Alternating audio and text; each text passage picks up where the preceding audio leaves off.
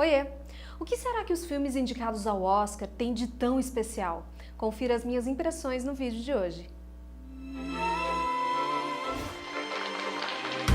Obrigado.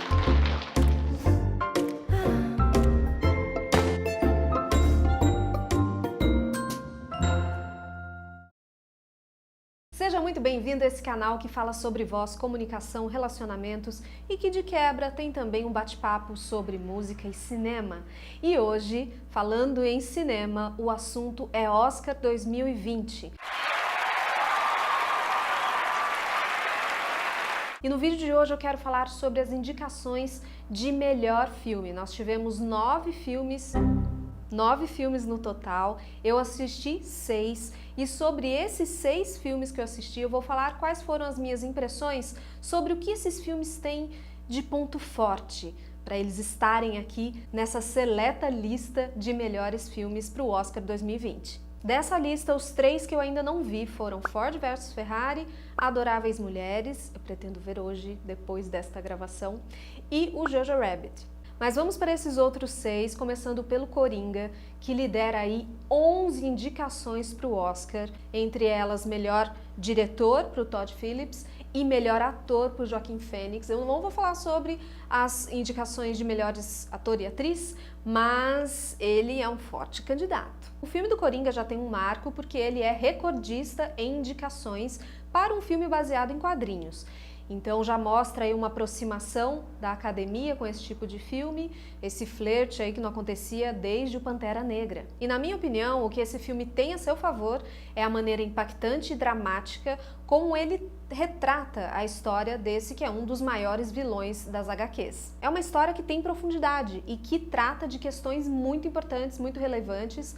Tem críticas sociais, críticas ao governo, ao descaso do governo frente a pessoas marginalizadas, fala muito de transtornos mentais, como essas pessoas estão inseridas ou não estão inseridas na sociedade, como essa sociedade influencia a vida, os comportamentos e os direcionamentos desse tipo de pessoa. Fala muito sobre desigualdade e das diferentes formas de violência, então assim, não é só um filme sobre um cara mau, sobre um vilão, é muito mais denso que isso.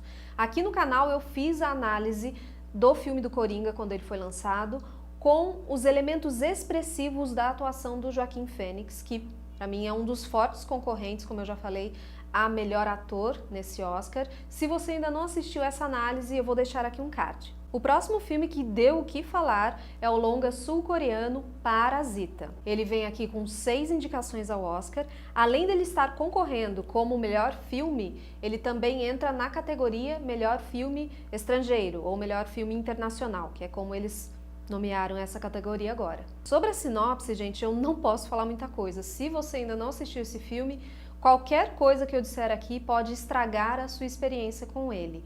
Eu só posso dizer o seguinte, que é a história de uma família do subúrbio, bastante pobre, que vai buscar uma ascensão social, uma ascensão profissional com uma família rica. Pronto, não vou falar mais nada. Esse é um filme de humor muito ácido. É aquela coisa assim que você ri, mas você tem a sensação de que você não deveria estar rindo. Nós temos aqui a primorosa direção do Bong Joon-ho, que ele insere essa família muito pobre, cruza os caminhos dessas pessoas com uma família muito rica e ao fazer isso, ele coloca na nossa cara, joga assim na gente, toda uma crítica de diferença de classes, de desigualdade e, na minha opinião, esse é o ponto fortíssimo desse filme. Essas diferenças, essas discrepâncias e os absurdos que nós vemos dos dois lados dessas famílias. Tudo isso é feito em uma trama que te prende do começo até o finalzinho.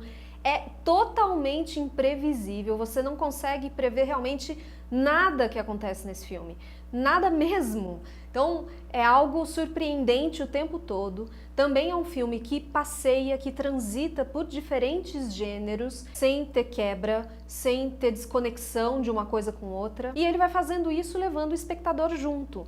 E é uma história que realmente, quanto mais desavisado você chegar para esse filme, melhor. Então, se você ainda não assistiu, se você ainda não viu nada sobre essa história, não veja, só vai assistir. E no meio dessa lista de grandes filmes temos o 1917. Gente, Que filmão! Com 10 merecidas indicações, o longa tem como diretor o Sam Mendes, que nos coloca lá dentro da Primeira Guerra Mundial. O filme acompanha 2 cabos do exército britânico que precisam levar uma mensagem ao capitão de um outro pelotão, uma mensagem para suspender um ataque que está sendo planejado ali há alguns dias, porque esse ataque ele vai ser uma armadilha.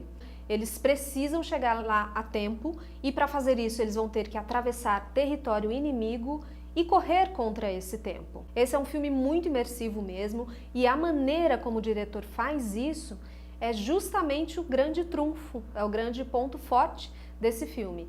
Ele faz parecer que o filme todo é um imenso plano sequência, é um contínuo do começo ao fim. Para eu ser um pouquinho mais precisa, tem um corte que é propositalmente notável ali, que divide esse filme em 2 grandes momentos. Mas é lógico que a gente sabe que não dá para fazer um filme de 2 horas fazendo um corte somente. Então o que foi feito ali? É uma técnica de trazer uma ilusão de um plano sequência muito grande. Como que se faz isso?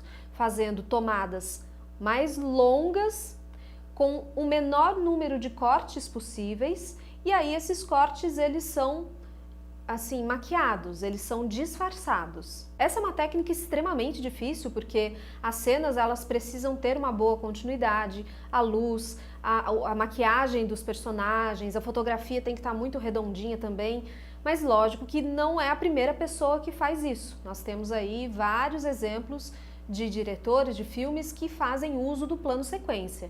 Mas não é aí que está o grande trunfo do filme. O grande ponto forte de 1917 é que eles fazem uso dessa técnica a serviço da história.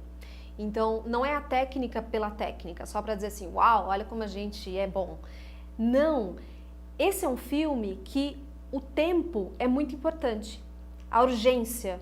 Então, fazer as tomadas em plano sequência dá uma sensação de continuidade e que a coisa não interrompe ali. Então, essa sensação da urgência, ela é trazida também pela maneira como tudo foi gravado. Então, esses planos longos, eles não acontecem ali gratuitamente. E além disso, além de ter essa sensação do tempo, de que eles têm que chegar logo e você parece que acompanha quase como se fosse em tempo real a trajetória dos dois, também aumenta a tensão do espectador, porque você tá ali. É como se você estivesse realmente, você fosse um daqueles dois que está acompanhando no meio de todo aquele cenário de devastação. Isso traz muito mais envolvimento com o filme. Em vários momentos eu me vi prendendo a respiração, segurando assim na poltrona do cinema, então realmente você se vê ali. Se possível, assista no cinema porque vale muito a pena. Outra nomeação que já era esperada é do filme Era Uma Vez em Hollywood. Além de melhor filme, ele concorre a outras 9 categorias, entre elas melhor ator para o Leonardo DiCaprio, melhor ator coadjuvante para o Brad Pitt e melhor direção para o Tarantino. E a grande força desse filme é falar do cinema dentro do cinema, como eu já comentei no vídeo que eu fiz sobre Era Uma Vez em Hollywood, quando ele foi lançado. Se você ainda não viu, vou deixar aqui também. Existiu toda uma ambientação de Hollywood, essa Los Angeles do finalzinho da década de 60, então ali 69, que tem toda uma peculiaridade com relação ao próprio cinema. Alguns estilos e gêneros estavam em decadência, enquanto outros estavam em ascensão, então tem todo esse momento de mudança no cinema. Além disso, o fato do Tarantino misturar a ficção com alguns fatos históricos, lógico que fazendo uma releitura aí de algumas coisas, quando ele coloca o Roman Polanski, a Sharon Tate e a seita do Charles Manson nessa história. É uma mistura bem legal para os amantes do cinema, com toda a ironia, a violência e a subversão que são características do Tarantino. Outro filme que nós já sabíamos que não estaria de fora nessa disputa é O Irlandês. Aqui nós temos o Martin Scorsese falando sobre o seu tema favorito, que é a máfia. Ele já fez isso em outras produções, aliás, é um tema que rendeu a ele as suas melhores produções, quando ele falou dos Bons Companheiros, quando ele fez o Cassino, e aqui ele vem novamente com esse tema. Então, um dos grandes trunfos de O Irlandês é justamente o Scorsese revisitar esse tema da máfia que lhe rendeu tanto sucesso. Outro ponto que dá peso ao filme é o elenco. O Scorsese traz novamente grandes atuações do Robert De Niro, do Al Pacino, do Joe Pesci, que aliás ele já tinha se aposentado, ele saiu da aposentadoria, Joe Pesci, para poder fazer esse filme depois de muita insistência. Então nós temos aí um elenco de peso e que combina com o Scorsese. Na história, Robert De Niro faz o papel de Frank Sheeran, um caminhoneiro que acaba se envolvendo com a máfia e ascende a um posto de liderança sindical. Outro ponto que merece a gente mencionar aqui é todo esse trabalho de rejuvenescimento digital que foi feito com esses atores. Então você vê o De Niro bem novinho, o Al Pacino bem novinho e ficou perfeito, ficou muito bom. A gente fica olhando assim e fala, gente, como eles fizeram isso? Porque às vezes, mesmo com a melhor tecnologia, a gente olha e fala, ficou esquisito esse negócio. Esse filme foi lançado pela Netflix, então você pode assistir aí no aconchego do seu lar, agora mesmo, se você tiver 3 horas e meia disponível aí na sua vida, porque é um filme longo. E por falar em filmes Netflix, nós temos aí História de um Casamento. Netflix chegando aí para poder acabar com o preconceito contra as plataformas de streaming, traz esse filme riquíssimo. Eu já falei sobre ele aqui no canal, vou deixar aqui, vale muito a pena você conferir esses comentários, porque eu falei sobre o peso das palavras não ditas em um relacionamento. Assim, é uma análise de um ponto do filme, um ponto muito importante que você pode ver, é sem spoilers, fique à vontade e assista esse conteúdo aqui. A força desse filme está justamente na forma como ele foi conduzido, como que se conduziu a história do término desse relacionamento, a história desse divórcio. Foi feito tudo de uma maneira muito realista, sem deixar de ser sensível. É um filme potente, melancólico, ele não tem culpados ou vítimas de uma maneira dualista. Realmente não dá para você ficar indiferente a essa história, especialmente pela maneira como ela foi contada e também pelas grandes atuações. Ele tem mais 5 indicações, não somente como melhor filme, ele vem também entre as outras 5 indicações, melhor ator para o Adam Driver e melhor atriz para Scarlett Johansson, que nesse vídeo que eu comentei sobre o filme, eu falo isso mesmo, que eles estão nas suas melhores atuações ali nesse filme, isso é indiscutível. Então vale a pena também você conferir por esse investimento dos atores nos seus papéis. E essas foram as minhas impressões desses 6 filmes, então voltando. Ficou faltando Ford vs Ferrari, Adoráveis Mulheres e o Jojo Rabbit. Se você já assistiu esses 3, coloque aqui nos comentários o que você considera os pontos fortes desses filmes para eles estarem aqui como melhor filme, nessa categoria super importante do Oscar. Se você gostou desse material, deixe o seu like. Se você não gostou, não fica bravo, é uma questão de opinião. Coloque aqui nos comentários o que você achou, em que ponto você discordou de mim. Adoro falar sobre cinema, vou ter um prazer falar com você também. Então eu vou ficando por aqui e a gente se vê numa próxima dica, uma próxima orientação, uma próxima resenha, um próximo vídeo aqui do canal. Eu sou Camila Loyola e para você que me segue, um beijo e tchau!